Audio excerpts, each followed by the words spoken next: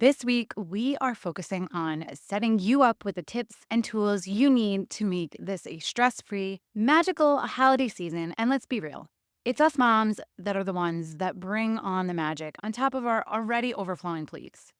One of the biggest holiday stressors, besides obviously finding the time to do all the things in our already packed schedules, is how to pay for all the things. So, we've been talking a lot about the money side of the holidays. Yesterday, I shared some tips on how to budget and how to save some money around the holidays.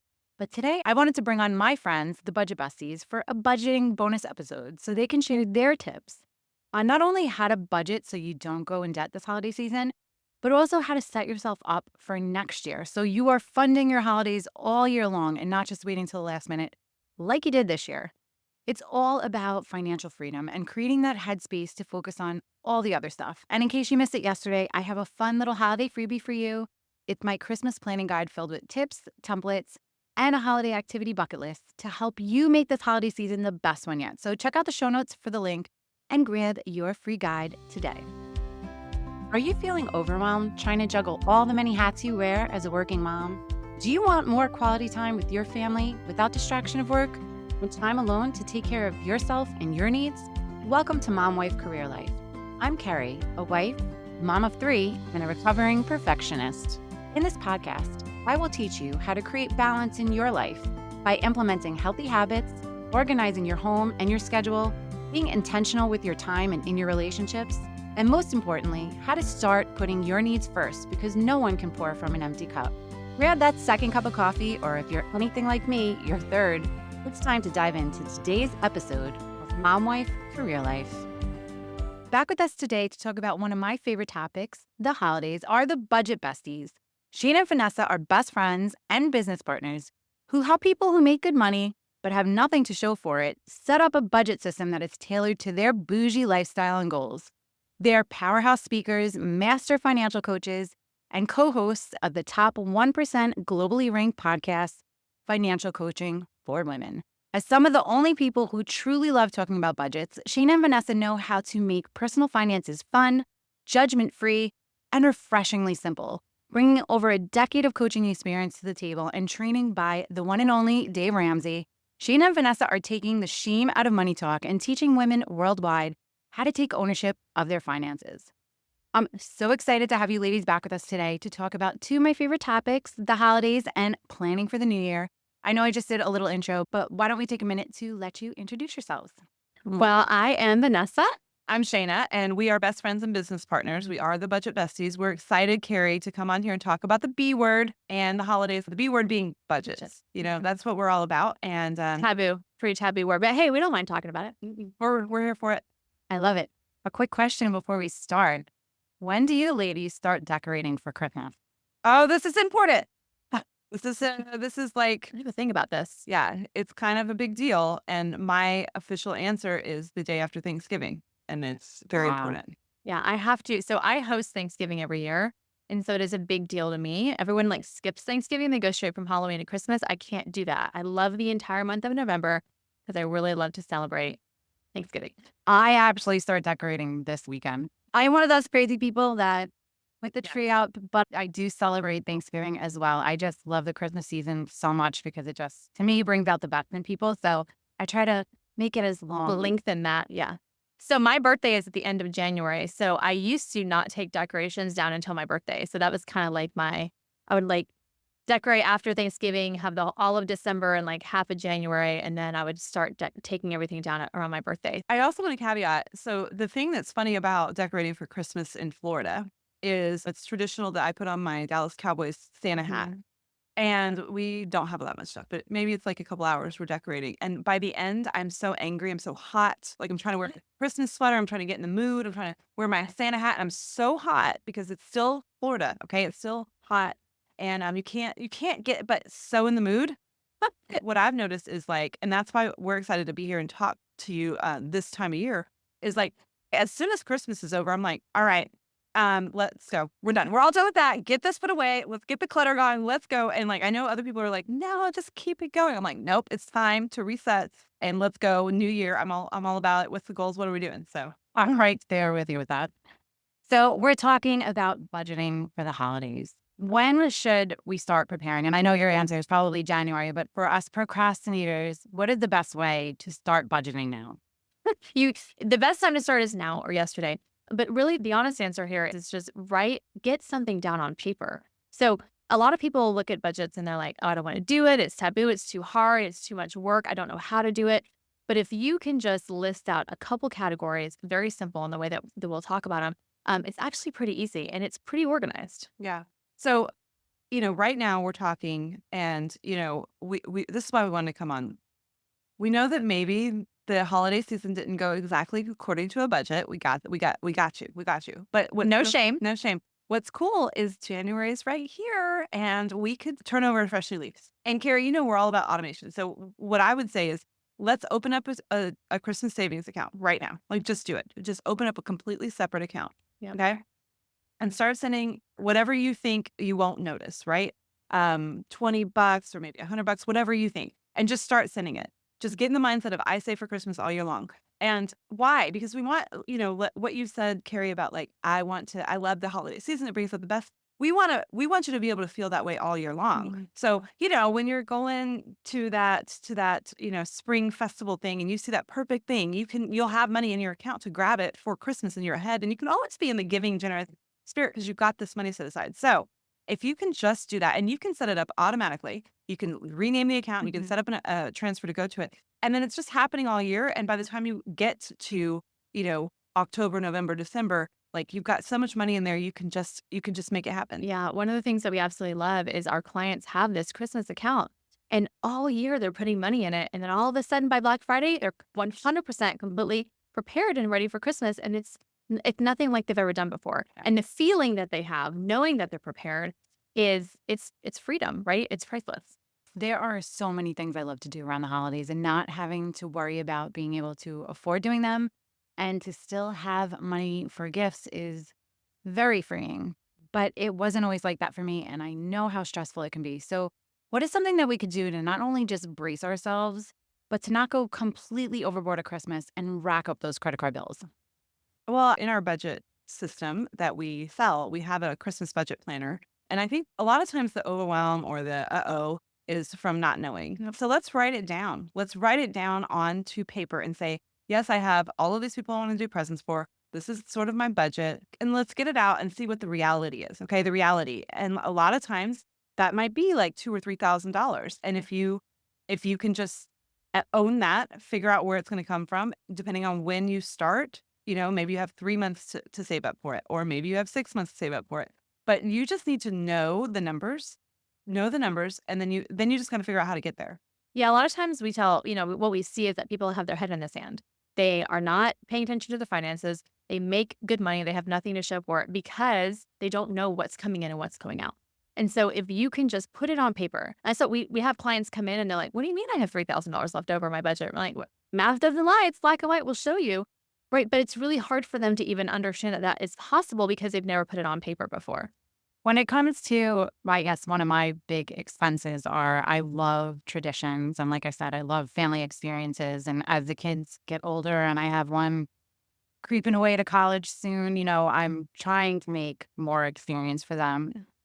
How do I budget for that in the next couple of weeks when I have very little time left to kind of squirrel away money and still give them the best magical season that I can? Oh, that's sweet. I love how you said magical. Yeah, I think that's, we came on here before, we talked about separating your accounts. I think that is kind of a good way to do it. So, we want you to have a separate bills account and we want all the money that you need to pay all your bills to be in that account. And then you don't have to worry about it. And if you have a separate account that has every other dollar that's available, then you can easily budget that and manage that and watch it, dwindle as you spend or know what really needs to happen. That's the first thing. The other thing I would say is, I know, like, I have had a little bit of trouble sleeping lately, and all that I keep thinking is, the Lord is my shepherd, I shall not want. And I really want to dive into that I shall not want, right? Because I think so many times all of these things that we want for our kids to be magical probably doesn't cost a lot of money. We are putting that pressure on ourselves that it needs to cost a lot of money, or we have to do all these magical experiences. Go back to your childhood. Remember what the biggest memories were. It was probably that you guys Played in a cardboard box. right, or whatever you did with your parents. It wasn't about this money that they spent, the where that you were. It was about the time together. And I think, and Vanessa's really good about this. There's so many ways to make really phenomenal memories on a budget. Listen, the amount of minute to win it games that have happened in her backyard, and that's not costing a lot of money, stuff like that. So I would weigh those two. Like, let's actually separate the numbers, separate the accounts, see what money we actually have to work with, but also understand everything that we need to make precious family memories. We already have. We don't have to spin or swipe to make that. That's just sort of a modern invention, I think. Well, and something else that we say is that this whole idea of living like the Joneses, now it's kind of like through our kids. Yeah. So you look at everything that your kids are involved in, what their friends are involved in, and what the quote unquote expectation that you think is for your kids and now your new life that with at this stage. And we put a price tag on it. And it's like we always have to outdo and do more and do more and do more. And we don't think that that's really what has to happen. Like, just like Shana said, the quality time, the experience, that's what's really important. And that's what you'll remember. I love that. And honestly, I kind of took a step back from social media. One, because my kid are like, please don't post pictures of me. And I'm like, but I post, honestly, like I post pictures because I love when the memories pop up for myself, because I have probably a gross amount of pictures on my phone that I do nothing with. So I'm like, Facebook is like my photo album. Yeah, my kids are disgusted at the amount of anything I have on my phone because I don't delete anything. So it's fine. I love your pictures, by the way. I follow your family. But one of the things like I'm very conscious about is posting the experiences I have with my kids, because I don't want anyone to feel like they have to live up to what I'm doing, because I don't want to put that pressure on them. Yeah, I think there is a lot of pressure, and I think you're really right on spot on there with the social media. But I honestly have to say, let me give you this example. When we're talking about our kids, my son just had his doctor's appointment. He is 6'2.5" yesterday. That's what we found out. I'm like, why? But why? But you better believe he was doing our "This Is Halloween" dance with us yesterday. Okay. And you better believe it's on my phone. You better believe I did not post it on Facebook. Not at all. Obviously, I would never do that. But I think that we put this pressure, there's this external pressure about, in order to make memories or in order to be the best family, I have to go or buy or do. And it's like, actually, what I sort of look at if I see on social media is this really special, unique family moments that don't have anything to do with that. Like I'm like, oh, look at them. They have this traditional game night that they do or whatever. I think that's really cool, And I wish that we could cultivate that, but there's so much pressure, whether you're on social media, your kids are on social media, or my daughter put Air Jordans on her Christmas list. And I mean, my husband was like, who do you think you are? Well, that's happening. I'm like, look, girl, you didn't consult me. I might have been able to work it for you, but you didn't consult me. Yeah. This is insane. You're insane. Like this whole, like, how much money can we spend? Like, how bougie can we be? Like, we're not interested in being in that race. And so I think it's just about tying it back to what's important to you, what really actually does matter, and then applying a budget to that. Well, one of the things that we like to say, our tagline is being bougie on a budget, but that is different for everyone.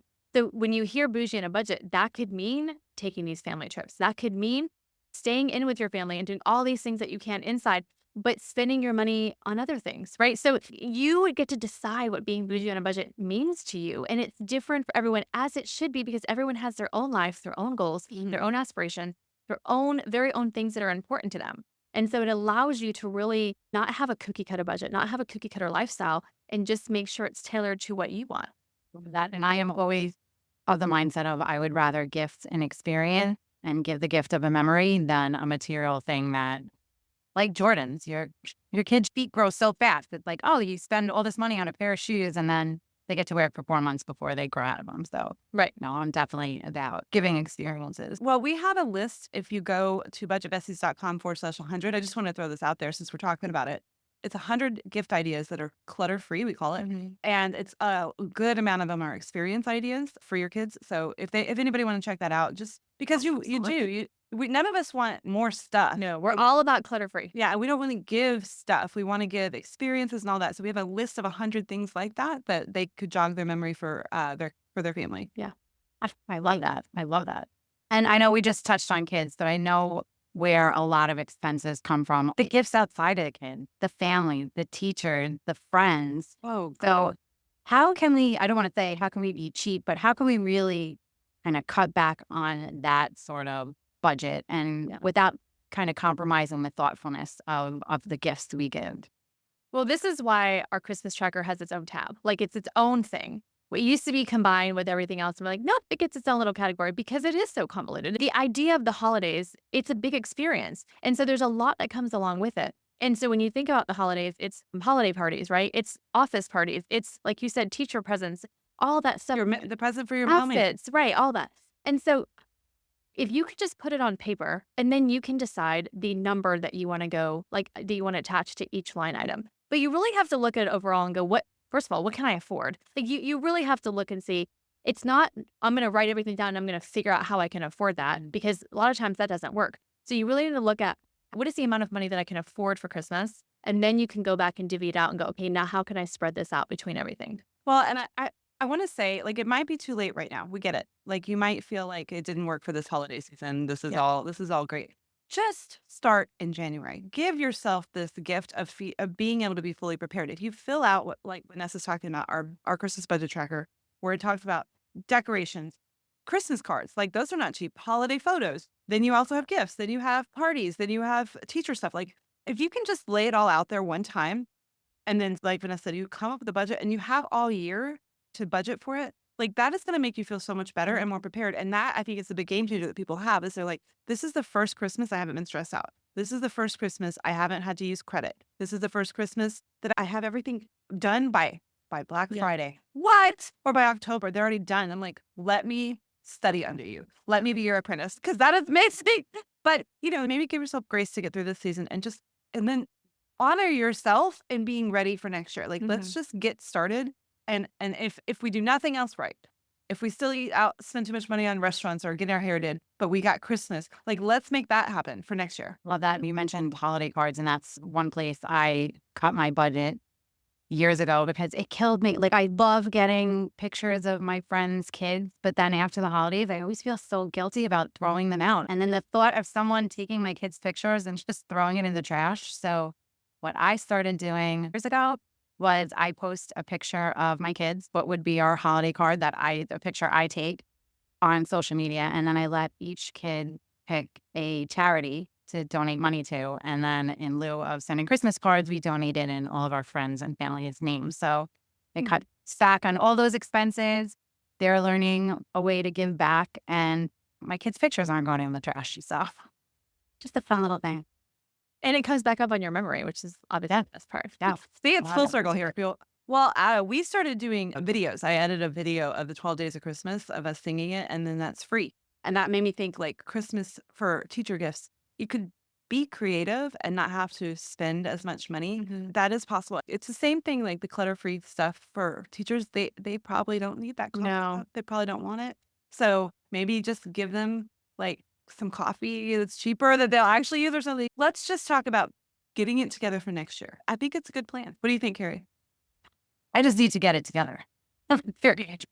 Regardless of what I do. But that is my goal. Like, I am starting off January very brushed, giving myself grace with the way this year kind of panned out in all aspects of life.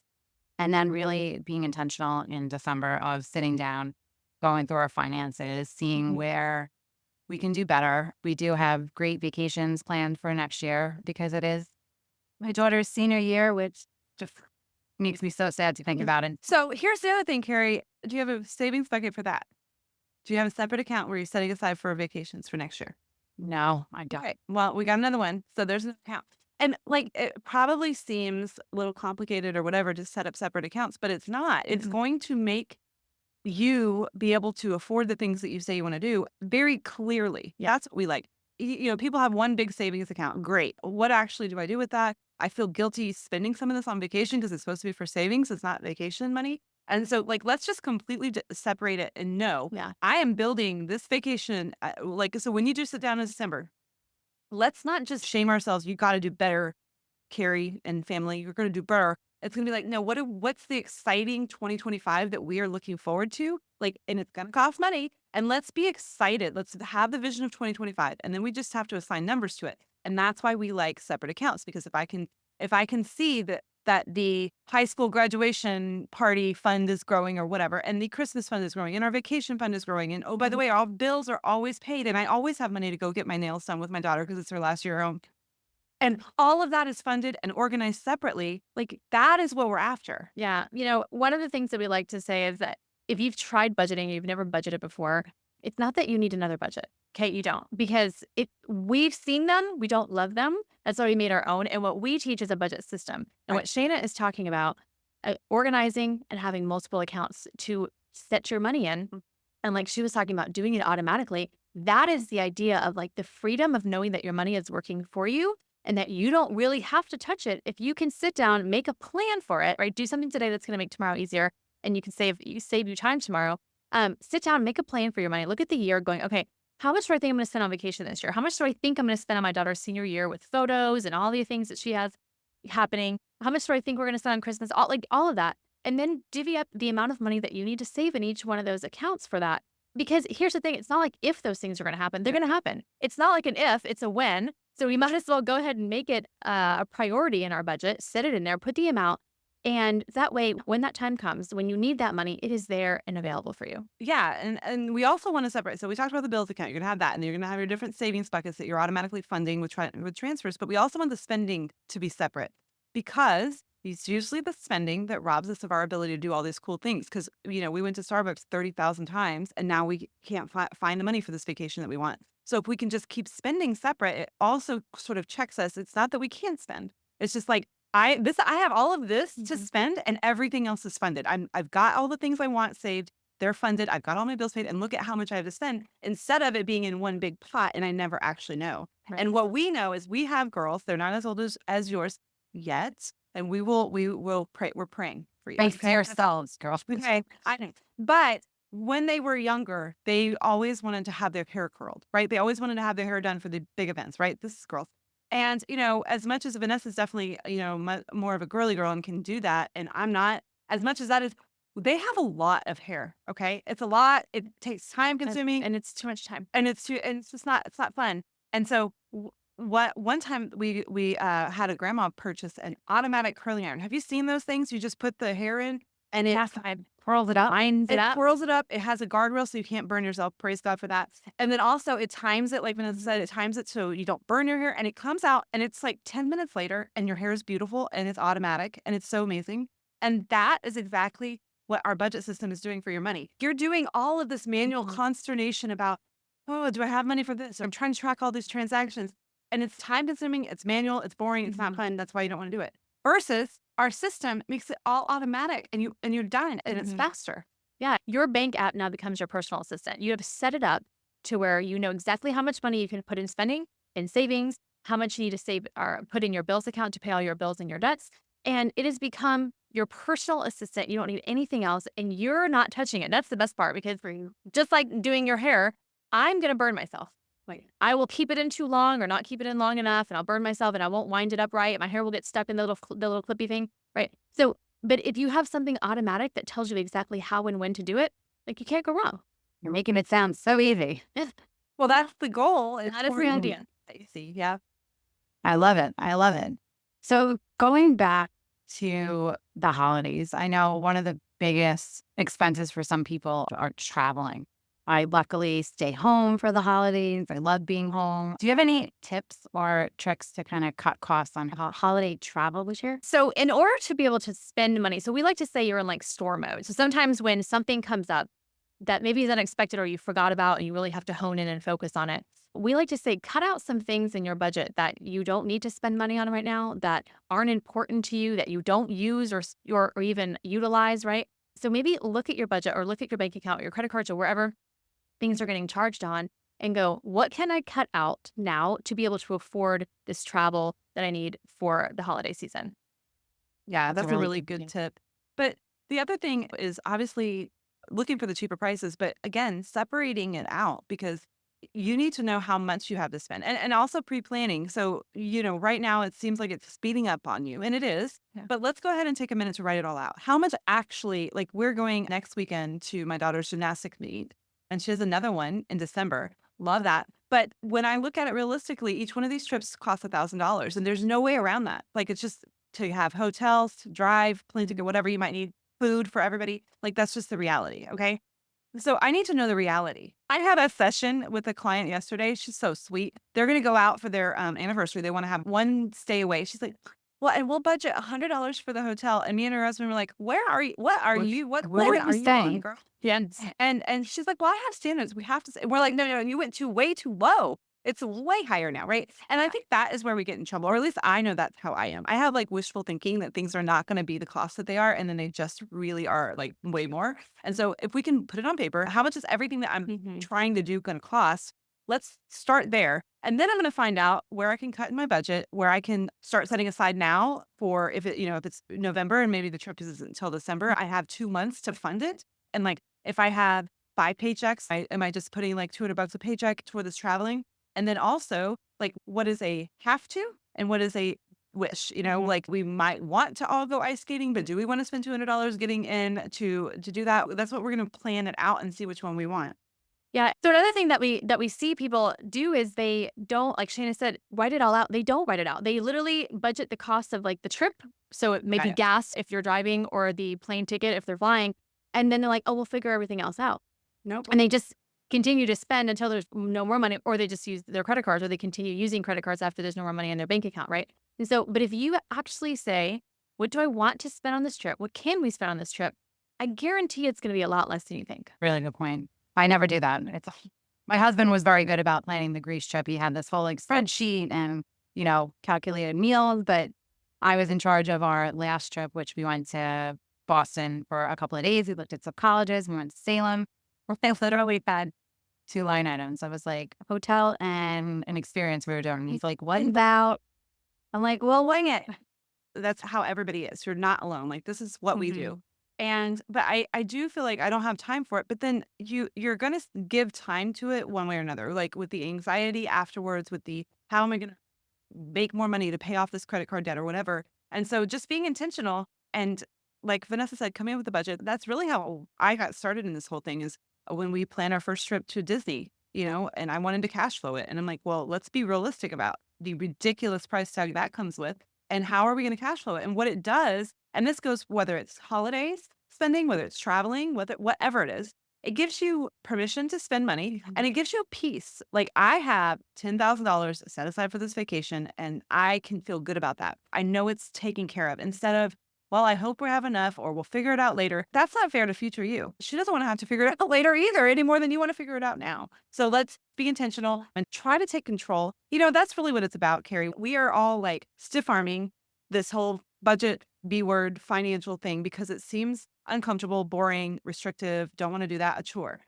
Honestly, it's the other way around. Yeah. Imagine yourself in a year from now knowing you have way more than you need for Christmas. You had all these trips and you paid cash for them and you were able to be generous in the moment if you wanted to be, or you were able to save money if you wanted to be. Like that is what we're after. And it's worth the time and effort it takes to put into this budget. But by the way, it's like the curling iron. It's going to save you time. You're going to always know that you have money. Everything's going to be taken care of if you just invest a little time into setting it up today. So many of our clients, after they set up the system and they have it going and it's automatic, they're like, I have money everywhere. Yeah. Right. And literally they do because they have, a couple savings accounts, a couple checking accounts, and it's all automatically going in there, saving up for the future, saving up for Christmas, future Christmas, saving up for all these things that they want to do for the upcoming year.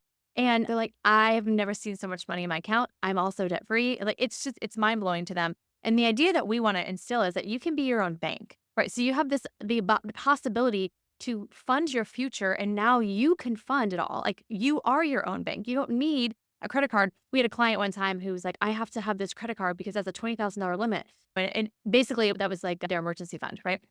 And so he said, if you have $21,000 in the bank, doesn't that credit card limit now become obsolete? Like now you have more money to fund your emergency than the credit card allows. So and that was kind of a moment for them to go, oh, you're right. Like I can actually have more money in my bank account than my credit card limit, and I don't need it. Now it's not in charge of me anymore. Yeah. So I come from a budgeting background. We were very much in debt in our younger years. Like I squirreled, I budgeted, I had the spreadsheets, and then we got to a place of comfort where we didn't have to live paycheck to paycheck. We're still good financially, but there's so much room for improvement because I think once you hit that point of it, like, okay, the major debt's paid off, the student loans paid off, like the major credit cards are paid off. I don't have to really watch what's coming in and out. It's so funny you say that because we were just talking to our coach yesterday, and she said in her community, they built like 3 8-figure businesses, whatever, fine for them. We're all on our way to that too. But she said in her community, people think that, well, I make enough money, I don't need a budget. Like I make so much money, I don't need a budget. Budget is for what you're talking about when I'm trying to get out of debt or when I'm squirreling away or when I'm Yeah. in my lower Trying to be restrictive. earning years before I have a lot of money. I don't need a budget, but it's actually not true. Actually, you make so much money, but do you have anything to show for it? You make so much money, but are you still stressed about money? Like you may not actually be living paycheck to paycheck because you can do whatever you want, but you're still stressed about it. And that's not okay. You make more money than you ever have. You should be able to know it's doing exactly what it matches your values, it matches your goals. Exactly. And when you have a lot of money, you can tell It's fun. it's it's really fun to make a budget, turns out, when you have a lot of money. So you should totally actually make one. So we have clients that are bringing in 50 grand a month. We also have clients that are bringing in $7,000 a month. And let me tell you, sometimes those clients that are bringing in $7,000 a month are doing more with their money than the ones that are bringing in 50 because they're so used to blowing all of it. But once we get it under control, we set up a system for their money. They're like saving 5 grand a month in all their savings buckets. And they're like, I never knew that I could do this. I never even knew this money was there to be able to do this with. And so it's really cool. Like Shana says, the more money that you have, the budget just gets funner, right? To be able to make, but because you can do so much with it. Yeah, that's so true. So we have a couple of weeks left of the year. For those of us that want to really rein in and get a handle on it, what can we be doing, in the next couple of weeks to really prep for starting a budget process in January? Okay. Separate your accounts. Let's start with that. I know it's a lot, but if you can at least separate spending from your bills, that would be a good exercise. You have, 8 weeks or however a month. That gives you a good amount of time to get that set up. Let's just do that. That way we can really nail it next year. But what would really be great, Kerri, is if you set goals. Let's set some financial goals. We all vision board and we're gonna be in Tahiti or whatever. I don't even know where Tahiti came from, but it's fine. We're gonna I'll be in Bali. Yeah, wherever we're gonna be next year and all but let's also set some financial goals. Let's get intentional and excited about, like Vanessa said, all the things that your money can be doing, right? And let's take time to do that because that is gonna be the motivation that you're gonna need to actually carry out all the things that we want you to do with your budget. Once the holiday season is past, then you can be really intentional. Yeah. And honestly, once you separate your accounts, setting up a system. So, you may not have one. We have one for you. We are launching it. It is amazing. It's beautiful. It's got check boxes. It does all the math for you. Literally, it's one of those things you could take one afternoon to set it up. And then it's like a set it. Remember that George Foreman, set it and forget it? It's like you set it up now, and then you literally don't have to do anything once it's done. You just have to kind of monitor and you become the CFO of your own finances, right? And so if you want to check it out, it is at budgetbesties.com/Kerri. And just look and just see something different because obviously, or maybe you're listening to this going, what I'm doing or what I have been doing isn't working.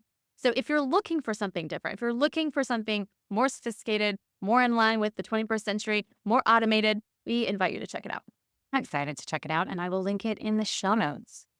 So any last words of wisdom as we enter the holiday season, wrap up 2024, and enter into a wonderful new year? Well, we think 2025 is going to be your best year. What if that was the truth? It's going to be your best year, and you're going to do all the cool things that you've always said that you're going to do, and you're going to have a budget that allows it. The budget is the thing that is allowing you to do all of these dreams and hopes. And so let's own it. You don't have to be a nerd. You don't have to be budgeting every single day or in spreadsheets all day long. That's not what we're asking. Let's take some time, like Vanessa said, to get it set up so that it can fund your best year ever. Yeah. I love that. I love that. Well, wishing you both the happiest holiday. Love having you on, and I'm sure we'll be bringing you back on in 2025 to check in on my budget. Yeah, well, listen, We're on a budget coaching session. yeah, this is your accountability. By the time we come back, we're going to ask which bank accounts you opened, and you're going to tell us. I hope you all enjoyed this bonus episode, and I hope this week got you excited for the holidays and motivated you to print out that freebie, get to planning, create that budget, and get to work. And make sure you check out the Budget Besties. They are offering their budget program at a significant discount, and it will ultimately pay for itself with all the money you're going to save by budgeting next year. So you have it again is budgetbesties.com/Kerri, or just scroll down and grab all the goodness in the show notes. For more budgeting and holiday planning tips, come hang out with us in our free Facebook community, Work-Life Balance for working moms. If you don't already follow the show, take a second and hit that follow button so you never miss another episode. Sending you so much love and holiday light until next time on Mom Wife Career Life with Kerri Pat. Before you go, if you found this podcast helpful, I would be so grateful if you would take a minute, go on over to iTunes and leave me a review. If you have other stressed out mamas in your life that you feel this podcast could help, take a screenshot of this episode, post it on your Instagram stories and tag me, and let them know that they are not alone and they can create balance in their life too. If there's a topic you'd like me to cover or you just want to connect, DM me on Instagram at mom.wife.career.life or come on over and hang out in our free Facebook community, Work-Life Balance for Working Moms. Sending you so much love and light until next time on Mom Wife Career Life with Kerri Pat.